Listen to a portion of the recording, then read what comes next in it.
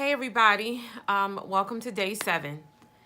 So as we embark on day 7, I thought I would cover something that just doesn't only plague me currently. It is something that I think a lot of people just live with, maybe sometimes even on a daily basis, and it's fear. Fear of the unknown, fear of whether a door is an exit or an entrance and what is behind it. Fear of not knowing tomorrow, fear of not knowing next week, fear of being rejected, fear of being accepted. You know, we live in a daily basis of just generally just being fearful. You cannot, it's impossible for you to not have some sort of fear about something. But what if you were better prepared? What if you could diminish some of your fears by basically making a list of what you fear and preparing yourself for them? You know, I looked in my life and I thought to myself over these 50 years, like, what have I feared the most? And, you know, how have I approached it and what have I done to fix it? So, you know, one of the things that I feared in my life was, you know, the fear of being alone. It sometimes can plague you. It can make you make horrible decisions, and it can make you just get consumed with the fear and not allowing you to rationalize, because fear technically is a reaction to something else. You know, fear is the reaction to being afraid. And what happens is we grow into the theory of fear. Because, see, when you're kids and you're fearless, you have nothing in your mental Rolodex that allows you to associate that which is going on. See, fear is a development, right? You know, you go through something, you get through it, and it stays in your head. So when it approaches you again, you are fearful of it because you start to remember. And we see this constantly in relationships, because I've spoke on the show before where I believe we have triggers. And what those triggers are, those triggers are the mental Rolodex playing back in our head. Ooh, this happened before and this and that and others. So it instills fear. Don't get me wrong, there are certain things in our lives that, you know, no matter how much we prepare for them, we'll never get to walk away from not being fearful of approaching something. But we sure enough can be better prepared. You know, unfortunately, I think a lot of my stress and anxiety and fears have plagued me so much that they've made me ill sometimes. And I'm sure I'm not the only one that has experienced this or whatever. I have terrible anxiety. I have terrible stomach pains a lot of times because I'm just so fearful of so many different things, all because I'm alone. You know, it's different when you're in an environment where you have this support system and you're together. So in this support system, you can make decisions, you can figure things out. But when you have dealt with things so long and on your own for so long, it becomes fearful to even turn it over to someone else. Because we live in this thing where I'm better off dealing with it myself out of fear of knowing what the other person is going to do, even though you would rather someone else deal with it. You know, I live in this mental state sometimes of where people, it's no secret, people know I care for my mother. My mother's 82 years old. She's bedridden. She's not in the best of health. So I live in fear every day of waking up one morning and she's passed.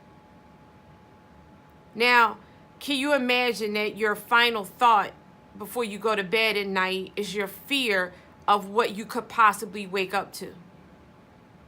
So how do you diminish that? I mean, of course, you could diminish it with prayer and you could, you know, just ask for comfort and so forth. But when that day comes, what do?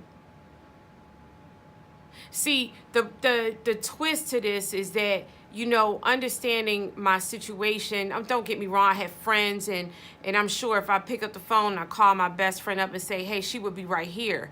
I have other friends that would drop everything and come and be my comfort.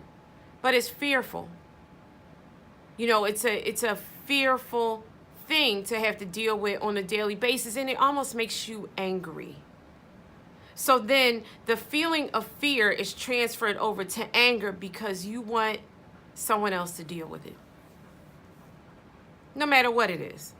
We can fear for our jobs. We can fear for, being in abusive situations. We can just fear going out of our door. Our black men live with it on a daily basis. They fear just getting in their car and turning the key. So how do you deal with it? Do you just take it and say, you know what, this is life. This is just how it's going to be, and so forth. But I think what ends up happening, it is the possibility of what if that makes people fearful. I'm a person that, I'm doing this because I just feel it is so beneficial to be transparent, because sometimes people just need to hear someone else's truth in order for them to live and be free and free their own truth. A lot of people didn't know that I have been bankrupt twice. Like people don't know that. People don't know what has come in my life. People see that I've been to college, I've got these degrees and all this kind of stuff. This is the first time in pretty much my entire life that I have some money. Now, granted, I've gotten myself to a point where I've got an amazing job, making an amazing amount of money, but I fear. Because in my mental Rolodex, I saw what it was like to have no money. I saw what it was like to have your electric cut off. I saw what it was like to have that little moment, so you become fearful. So what do?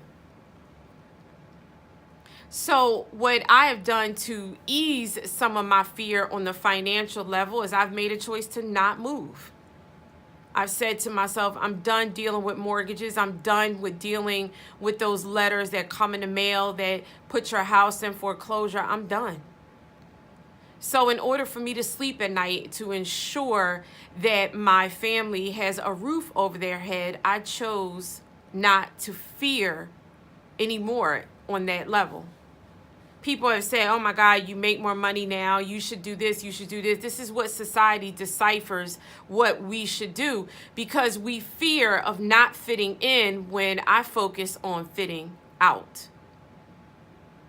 And it's a scary place to be, because we have grown into this thing of I work hard to fit in, and I fear fitting out.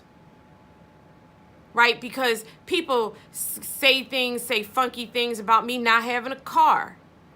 And then they say funky things about me choosing to stay in my home in this part of Philadelphia, which honestly I don't think is a bad part. I actually fear for the people around me,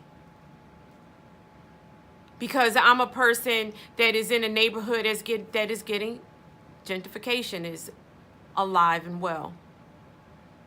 The people that have been here 30 and 40 years will not be able to afford those taxes, but I will. So I fear for them. I don't fear for me. So it's a situation that we will always, no matter what, we will fear all the time. And it could be anything from you eating something, for you starting something new. Entrepreneurship is one of the biggest fears people face. See, it is safe to go to work, get a paycheck, come home, go to work, get a paycheck. It's a safe thing. What's fearful is change. That's a hard thing for people to swallow. It's a hard thing for people to do. But what if you went out on a limb and took a leap of faith and just said, I'm going to try? Failure is everything, because failure allows you to get get it right. You can't fear failure. It's all part of the process. You know, I love the fact that I've failed so much and lost so much because it's made me who I am today. And it's a lot of things that people didn't know. I was afraid. I was afraid to share a lot of different things that were going on in my life because I just didn't want to be judged. I didn't want to hear, "I told you so." You know, it's a shame because I'm sure that people would have been there for me and would have reached out to me and would have helped me, but I feared not looking right to them. Very few people were aware of what was transpiring in this house. My own best friend didn't even know that there was abuse going on in here. No one knew because I feared what their response would be. It's funny because I didn't fear him. I feared for him as to what I would have done to him, but I didn't fear him.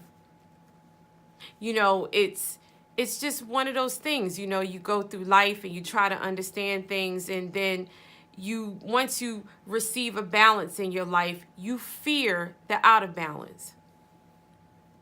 You know, I said recently that I definitely fear the change if I have to change my environment here. I worked so hard to get it where it is. You know, so I say on this day 7, you know, approach fear with as much preparation as you possibly can. What I plan to do in 2019 is I plan to make a list of pretty much everything that I feel I fear. It's not much, but I plan to make a list, and I'm going to put it against my vision wall because I want to make sure that I'm properly prepared.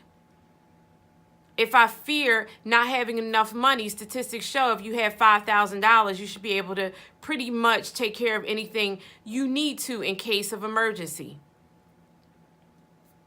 Check that off. My health, my fitness, okay, just stick with it.